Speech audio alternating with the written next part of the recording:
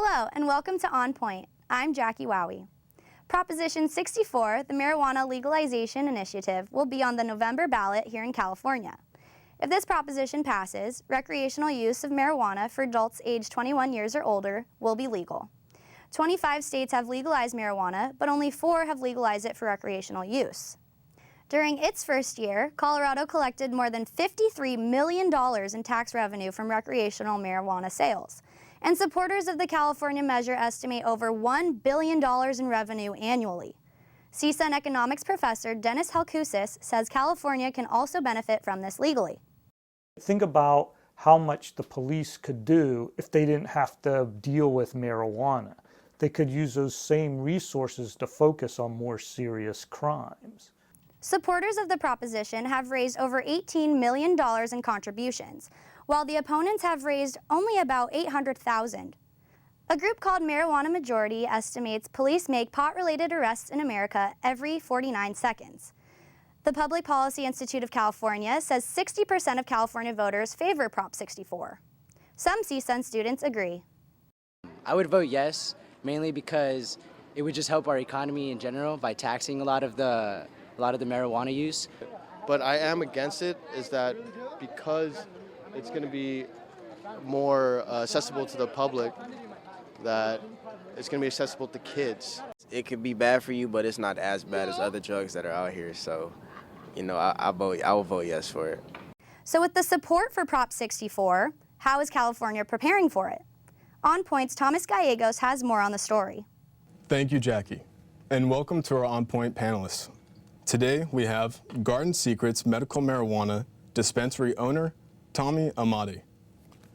And we have Campaign Program Associate for Californians for Responsible Marijuana Reform, Leslie Otañez. Thanks for being here today. It's a pleasure. Thank you for having us. This question is actually directed towards both of you, but let's start with Tommy's response. Is California ready for another inebriating substance to be legalized? I think it's ready. It's been ready for a long time. It's just, it started it and now it's fallen behind. That's what my perspective of it is. And what do you mean by started it and now it's fallen behind? I mean, California was started all in 1996, and I've seen it grow because I've been in the industry since 1998, and I've seen where it's going. But everybody has gone forward with it, meaning Colorado and all the other states, and we fell behind. So it's time for it to step up. And Leslie? I agree. Marijuana should have already been legalized, in 2010, but unfortunately we didn't make it by a very close margin. Marijuana should be legal, I think, in every state, just because we know that it's not as harmful as even all the legal substances we have available on the market.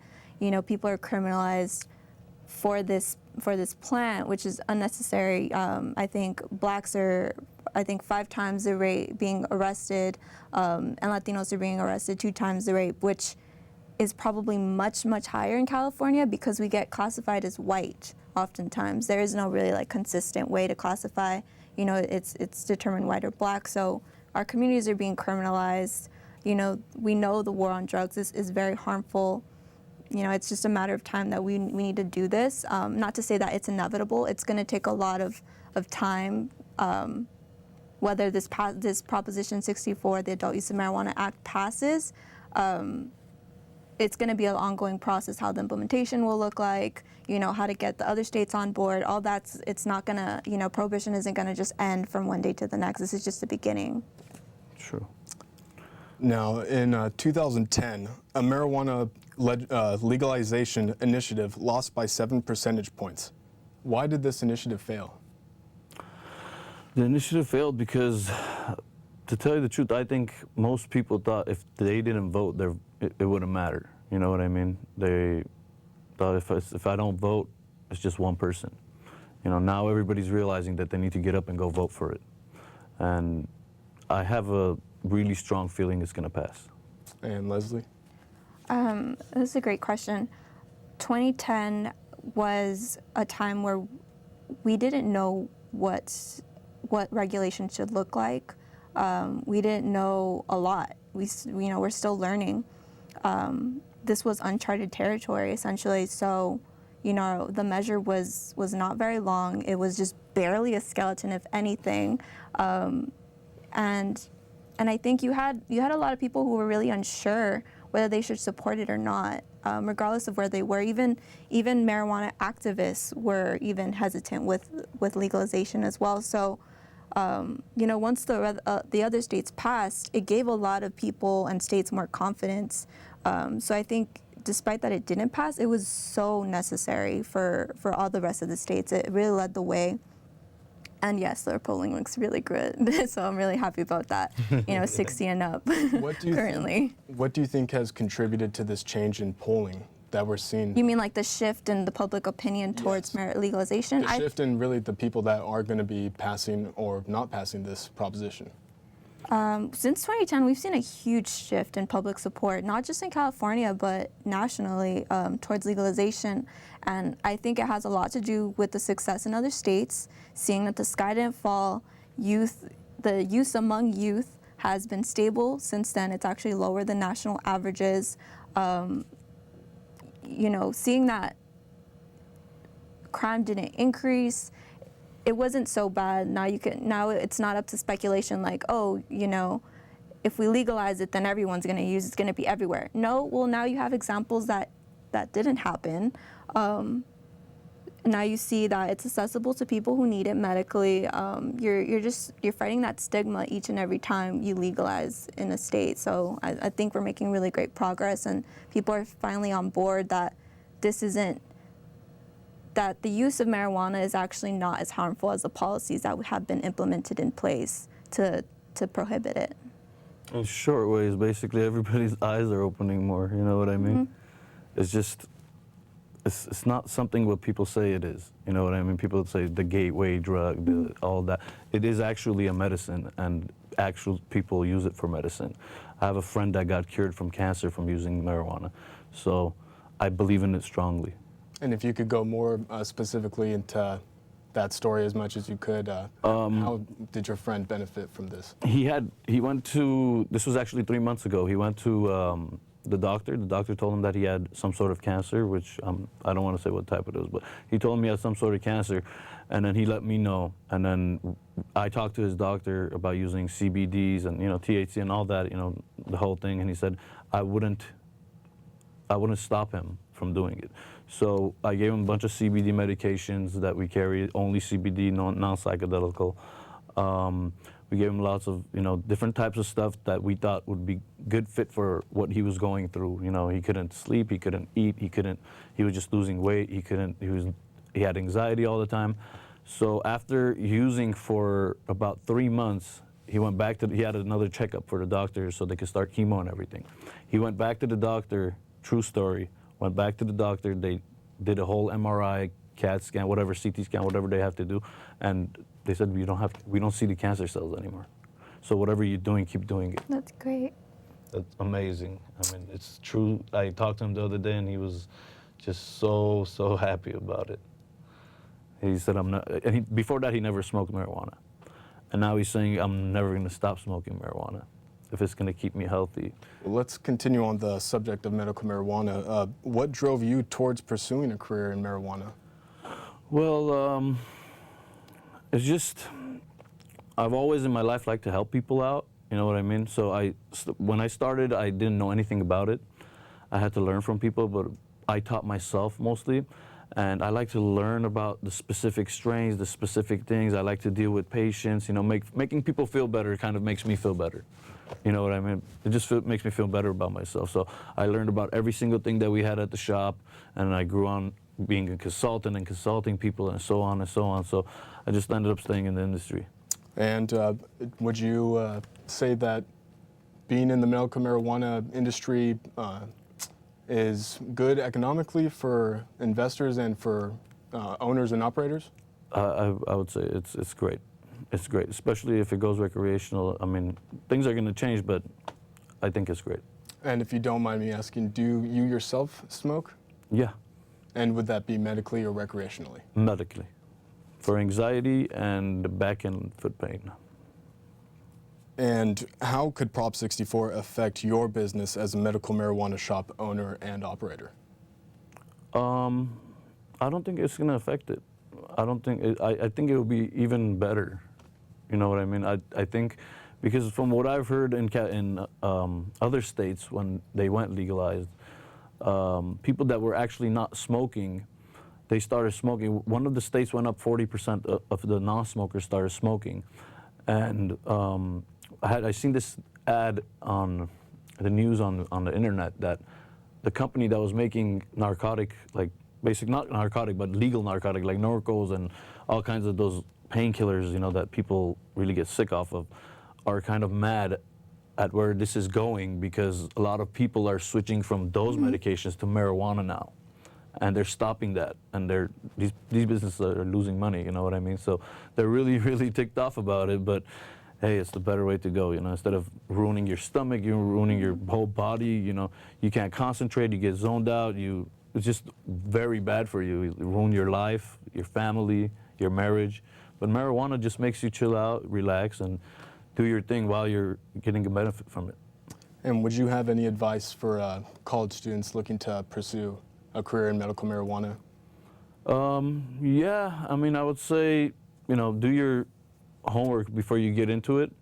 In what specific ways? It's not for everybody, you know, like you have to like to kind of talk a lot and, you know, get into things, and you have to know a lot about it. When the patient comes in, you have to know specifically what to tell them. I mean, I have patients coming in all day that the volunteers that are there will have to call me from the back to come and, you know, explain to them if they have arthritis, what they should use, you know, if they have insomnia, if you know, they have back pain, and I direct them to the specific thing. So you have to kind of be a people person and want to help people. If you're not that type of person that feels good about yourself from helping people, then it's kind of not going to be for you. You're going to be like bored, and you know, your shop's not going to be that well known because that's the shop that, hey, I went in there and they knew nothing. Right.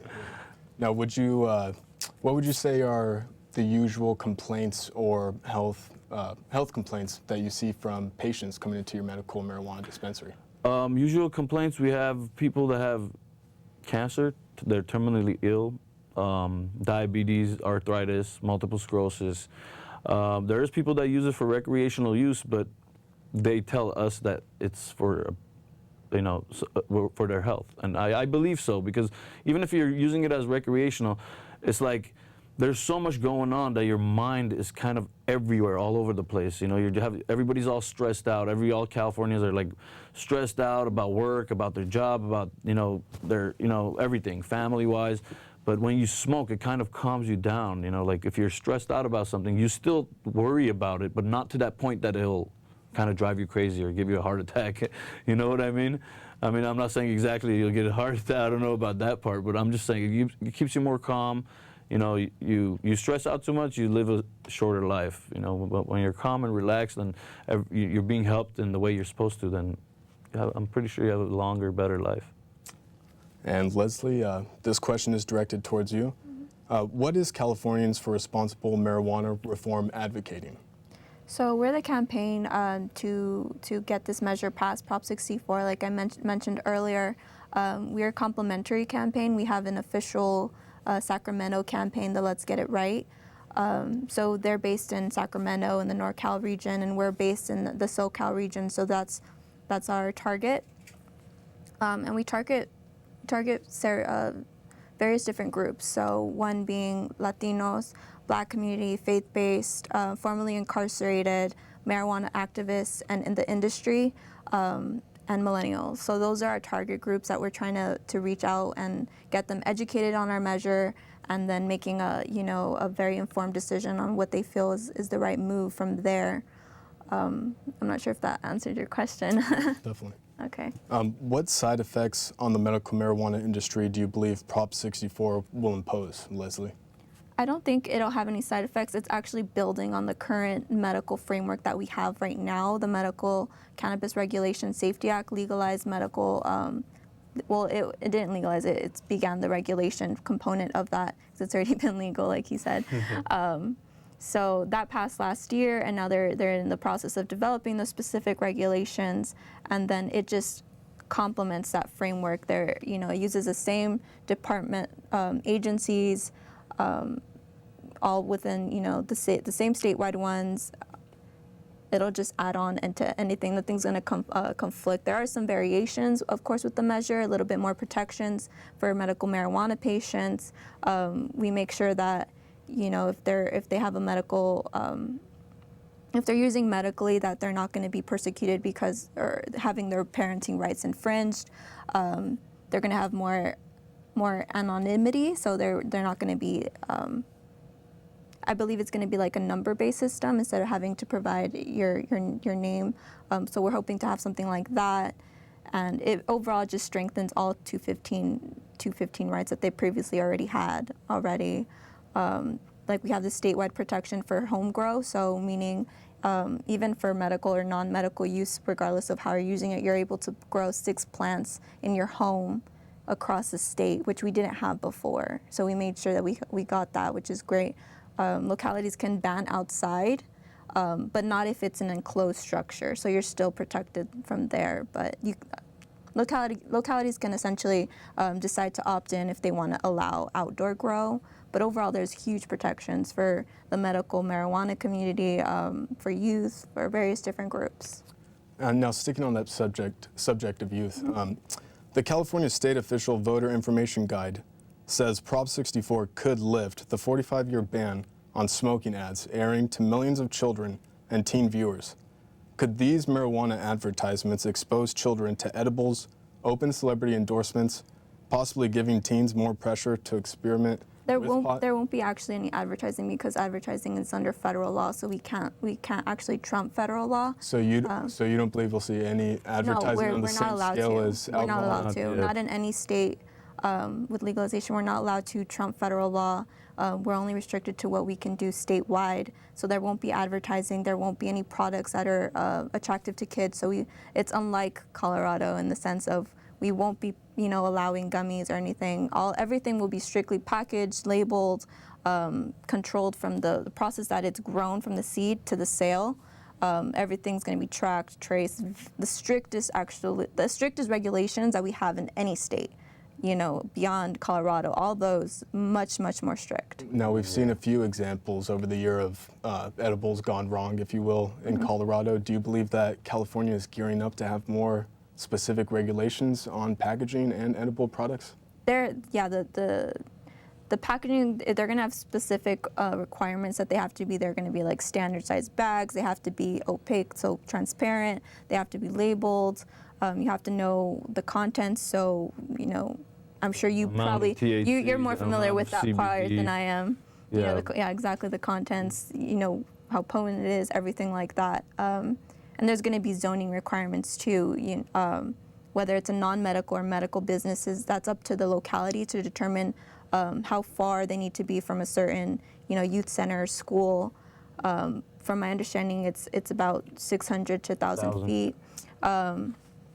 So there's going to be restrictions on where you're located, your hours of operation, but all that's going to be determined mostly by the local level. We have like a framework, a 62-page framework of what regulation should look like, but all the very specific questions are really going to be geared toward the local city and county and whether they even want to have regulation. They have the opportunity to ban altogether. Each city individually.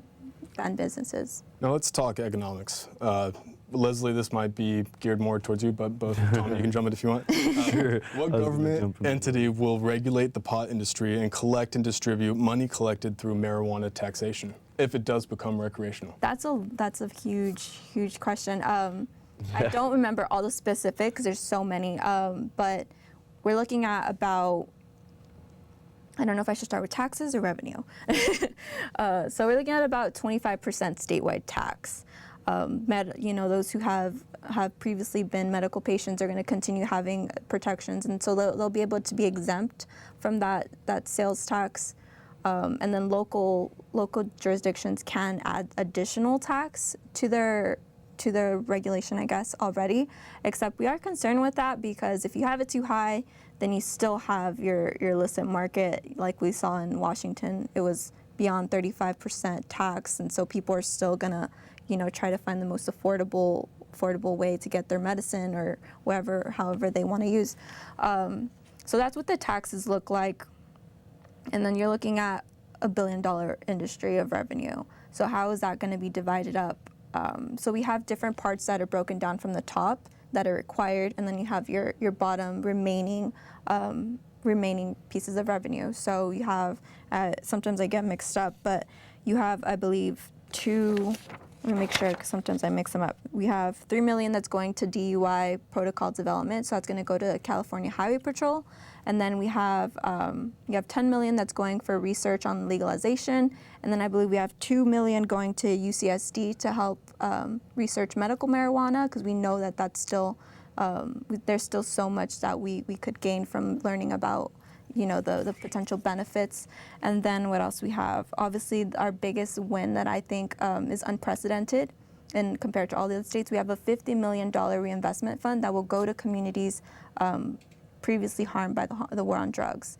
So it starts at 10 million and then it increases by 10 million each year, and it caps at 5 years. So that adds up to 50 million. So this is going to be community-based organizations. Are going to have this. Half of them are going to community-based organizations. So that's going to provide legal resources, just a lot of community-based things that we need. So these communities are going to be based on former incarceration and arrest rates. So the ones who have been most targeted. We don't know the specific criteria. That's still going to be under development, obviously, but it's definitely going to help a huge number of people, especially people of color who have been the most targeted, like I mentioned earlier. Yeah. You would say that these different, I guess, police arrestings, and you would say that they disproportionately target people of color? It's not a matter of if they do. The evidence shows that they do, and it's not to say that they're individually being targeted. You know, police officers individually trying. It's a systemic racial concern that we have. You know, legalization isn't going to resolve racism. I know people say, you know, well, people are still being disproportionately, youth are being disproportionately affected in Colorado. You know, despite the 80% reduction in arrests. Of course, you know, because overnight we can't automatically, you know, eliminate racism that's been going on for decades. It's going to be ongoing training for police officers, teaching them that marijuana will no longer be contraband. Youth will no longer be incarcerated ever again for a marijuana offense, which is huge. I mean, I don't know if we understand that. They're being treated as adults right now, but they're no longer ever going to be incarcerated. That's huge. You know, that's not to say that police will stop arresting, Right. but the fact that it's no longer contraband, I can't be stopped and detained simply because an officer smells marijuana. That's not going to be enough. Right. Yeah. Now, I'm not sure. I know there was a lot to that. I'm sorry. I think I missed a few of that. No, it's all good. I know that it's going to start. It's going to be controlled. The same thing with MRSA. The Bureau of Marijuana Control is a centralized office, and then you have your Department of Consumer Affairs, your Department of Health, Right. Department of Food and Agriculture, and all those are going to be designated to different parts. Right. So you have your cultivation, your distribution, et cetera. Now, we asked CSUN economics professor Dennis Halkushis about the economic effect on California Prop 64 could impose. Let's see what he had to say. So if we legalized marijuana for recreational use in California and put an excise tax on it, that's what those kind of taxes are called, the government of California would rake in a substantial amount of revenue from that. Now, do you believe this excise tax that Colorado has could be implemented here in California to the same successful effect? Our taxes are a bit different. I think ours are a little bit overall lower than Colorado, but the way they tax, I can't really remember too well, but the way they tax in medical and non-medical, they distinguish overall those two different industries versus for us, it's all going to be combined. So we don't determine, you know, this plant's going to go to medical and this plant's going to go to non-medical. It's all going to be the same thing. The same thing with the agencies are all going to be combined. So there is no distinction. I can't really say. I know they're a little bit lower, but we definitely have been building off just because we had a role in legalization there. You know, Do you believe when legislatures were coming up with this Prop 64, they looked for the best aspects of both Washington and Denver and tried to bring that together for California? Yeah, of course. Our legal team definitely tried to take in all those considerations. They helped draft a lot of those measures with Amendment 64 in Colorado, in Washington, and Washington, D.C., and Uruguay, and Alaska. So we've been familiar with what worked and what hasn't and what we should change. It's not going to be perfect, but regulations are getting a lot better, and they're becoming more equitable and just. I forgot to mention where the rest of the millions and millions of dollars of revenue goes to. Those were the portions off the top. The 60% of remaining revenue goes to drug treatment, education, and prevention. So that includes a wide variety of services like a lot of state programs. Yeah, like getting people, keeping kids in school, right. A lot of school-based things. And then we have 20% that goes to the environmental restoration and protection, and then 20% goes to local government so that they will be able to make sure that the people are abiding by the regulations and making sure that they're closing down any illegitimate businesses. But if they decide to if they decide to ban regulation or ban businesses, then they won't get that 20% for local enforcement. And let me sneak one last question in for both of you. Some small marijuana crop growers who legally grow and sell their crop to medical marijuana shops across California argue that the passing of Prop 64 could lead to costly regulation on growers and the introduction of corporate pot, where growers backed by heavy corporate funding could create an industry where marijuana is cheaper in price and lacking of quality. Do you agree or disagree with this sentiment? I agree that it's going to be cheaper in price and lacking in quality, because mostly if you're a big company and you're not one of the small farms that are doing it, you're doing it in mass and mass producing it. So the quality is always going to be not as good because they want quantity. Right. Now, what these growers are growing now, the small growers, they're growing quality. Right. So it's like a difference. It's like going, it's like going to get something from a supermarket or a specialty store that just carries that product. You know what I mean? So it's going to be people that are going to be getting it from stores and stuff like that. And if cigarette companies get involved on doing marijuana stuff, I'm pretty sure they're going to sell it. It's not going to be the same quality as going into the clinic and getting that specific strain with the specific THC amount. The THC amount's going to be low. The CBD, it's all going to be, mass produced, just like everything else that's mass produced. All right, that's all the time we have today for On Point. Thank you to our panelists. My pleasure. Thank you. Thank you for watching On Point. You can follow us on social media by searching CSUN On Point.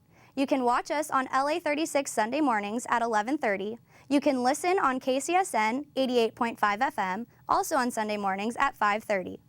For all of us here at On Point, I'm Jackie Wawee.